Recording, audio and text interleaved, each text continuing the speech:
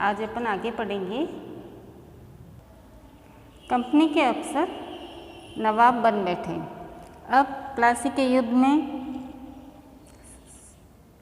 सुल्तान सिराजुद्दौला की पराजय हो गई और कंपनी को बिना टैक्स के बंगाल में व्यापार करने का मौका या रास्ता साफ हो गया। अब कंपनी जीत गई तो उन्होंने बंगाल पर अपना अधिकार कर लिया और यहाँ के नवाब बन बैठे। नवाब बनने का क्या मतलब था? इसका एक मतलब तो यही था कि कंपनी के पास अब सत्ता और ताकत थी। अब प्लासी के युद्ध के बाद बंगाल की सत्ता किसके पास आ गई थी? कंपनी के पास आ गई थी। लेकिन इसके कुछ और फायदे भी थे। कंपनी का हर कर्मचारी नवाबों की तरह जीने की ख्वाब देखने लगा। अब कंपनी ने बंगाल पर अपना अधिकार कर लिया, पूरी सत्ता अपने हाथ में ले ली, तो वहाँ जितने भी अधिकारी थे वो सब कर्मचारी क्या सोचने लगे कि हम भी अब हम बंगाल के नवाब बन गए हैं। प्लासी के युद्ध के बाद बंगाल के असली नवाबों को इस तरह के लिए बाध्य कर दिया गया कि वे कंपनी के अफसरों को निजी तोहफे के तौर पर जमीन और बहुत सारा पैसा दें। प्लासी के युद्ध के बाद जो बंगाल के नवाब थे उन्हें इस बात के लिए मजबूर किया गया कि वो कंपनी के अफसरों को तोहफे के रूप में ज़मीनें दे, नजराने दे और हीरे मोती दे, इस तरीके की उपहार देने के लिए उन्हें बाधित किया गया। खुद रॉबर्ट क्लाइव ने ही भारत में बेहिसाब दौलत जमा कर ली थी और जो वहाँ का गवर्नर जनरल था रॉबर्ट क्लाइव, वो उसको भी ऐसे लालच आ गया कि भाई यहाँ पर तो बहुत सारा धन संपत्ति है, तो कैसे भी करके इसको जब्त किया जाए या छीन लिया जाए।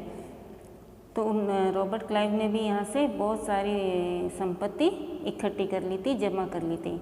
1743 में जब वह इंग्लैंड से मद्रास आया था तो उसकी उम्र 18 साल की थी।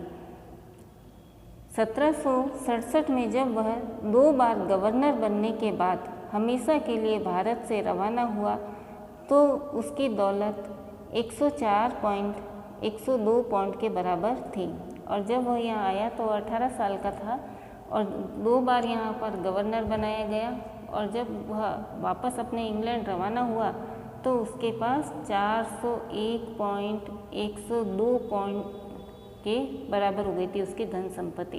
इतना धन उसने यहाँ से जमा कर लिया था।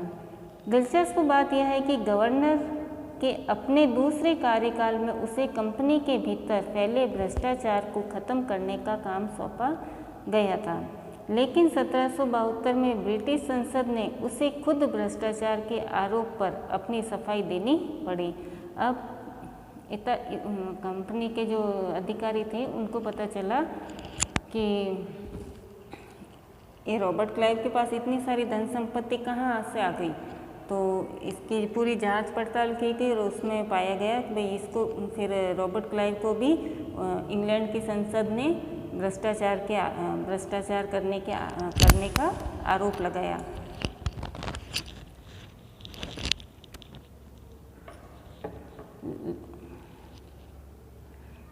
सरकार को उसकी अकृत संपत्ति के स्रोत संदेहास्पद लगे, क्योंकि कंपनी को ऐसा लगा कि भाई इसके पास इतना सारा धन कहाँ से आया है, तो संदेह करने लगी और उस पर यह आरोप लगाया कि भाई तुमने ये सारा जो भी पैसा इकट्ठा किया है ये पूरा भ्रष्ट प्रवृत्ति से किया है, भ्रष्टाचार से किया है तुमने। तो उसे भ्रष्टाचार आरोप से बरी तो कर दिया गया, लेकिन बाद में फिर उनके कोर्ट में उसकी पेशी हुई, उसने सफाइयाँ दी और उसे मुक्त कर दिया।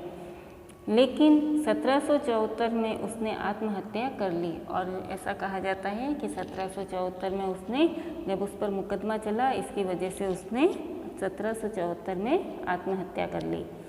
कंपनी के सभी अफसर क्लाइव की तरह दौलत इकट्ठा नहीं कर पाए। अब जितनी रॉबर्ट क्लाइव ने धन इकट्ठा किया था वैसा दूसरे अफसर नहीं कर सके।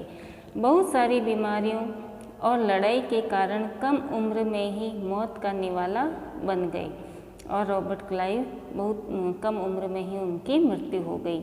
इसके अलावा उन सभी को भ्रष्ट और बेईमान मानना भी सही नहीं होगा। उनमें से बहुत सारे अफसर साधारण परिवारों से आए थे और कई ऐसे अफसर थे जो एकदम साधारण परिवार से थे। उनकी सबसे बड़ी इच्छा बस यही थी कि वे भारत में ठीक ठाक पैसा कमाएं और ब्रिटेन लौटकर आराम की ज़िंदगी बसर करें।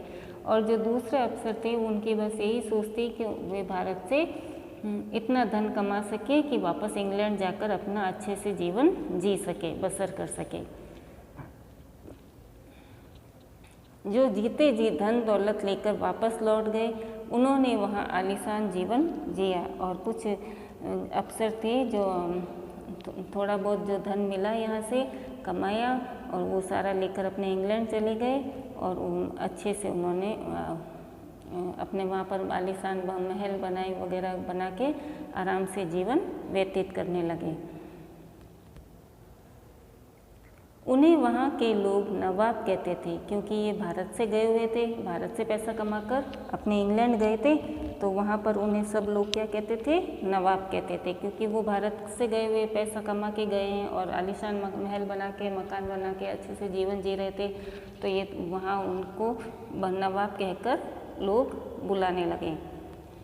यह भारतीय शब्द नवाब का ही अंग्रेजी संस्करण बन गया था और नवाब है ना हमारे भारतीय शब्द नवाब से लिया गया। उन्हें लोग अक्सर नए अमीरों और सामाजिक हैसियत में रातों रात ऊपर आने वाले लोगों के रूप में देखते थे। और वहाँ के जो लोग थे, अंग्रेज़ थे, वे जो भारत से जो अंग्रेज़ गए थे उन्हें ऐसा कहते थे कि भाई ये तो एक ही रातों रात में अमीर बन गए हैं, तो इस तरीके से उनको देखते थे, इस रूप में उन्हें देखते थे। नाटकों और कार्टूनों में उनका मजाक उड़ाया जाता था।